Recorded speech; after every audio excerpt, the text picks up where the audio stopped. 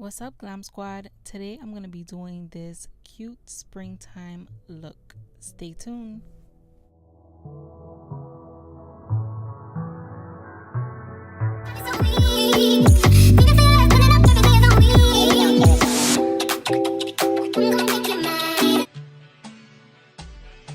The first thing I will be doing is applying my eyebrows and then setting my eyes with my MAC paint pot.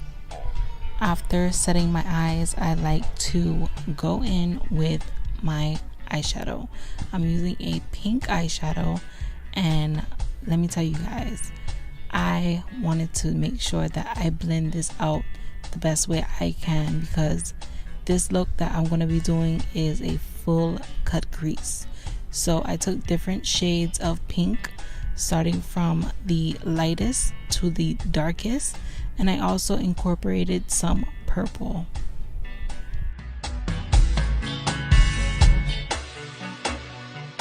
You guys want to make sure you blend this out and take your time. Once I'm done blending, I'm going to move on to my full cut crease. Whether I'm doing a full cut crease or a half cut crease, I always want to follow the shape of my eye. In some cases, I do go over my natural eye, but in this case, I'll just be following my natural eye. I'm doing that because I don't want to make it overpowering.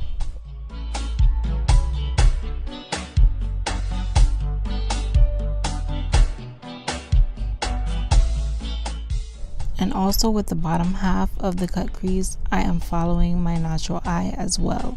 The curvature in your eye shape will determine how your full cut crease should look. Working with pigments can be a little intimidating, but it is actually easier than what you think. It just takes a lot of blending.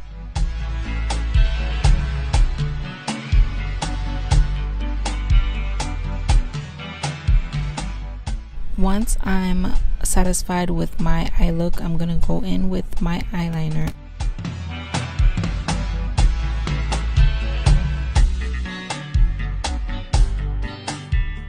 Once I'm finished with my eyes, I'm gonna go in with my foundation, which I use Fenty and a matte poreless foundation.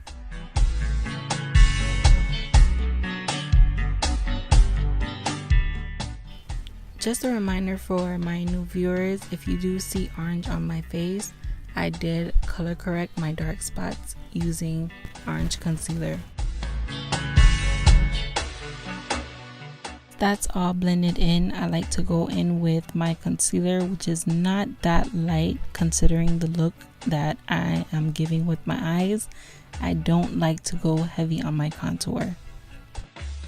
Once that's finished, I applied powder all over my face. I didn't do any heavy contour or highlight or anything like that.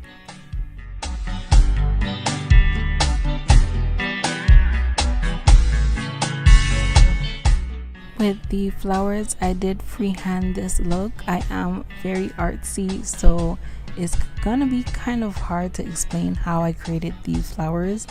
I basically used face paint, mixed it with purple and the tips white, and I just pressed it on my face following the shape of the brush.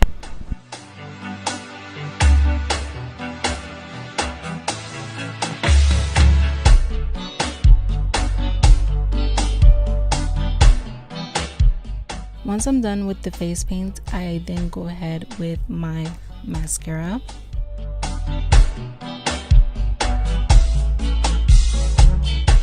Depending on how you would like your face to look, you can go in with more details, but this is my finished look, you guys. I hope you really enjoyed this video. Thank you for watching.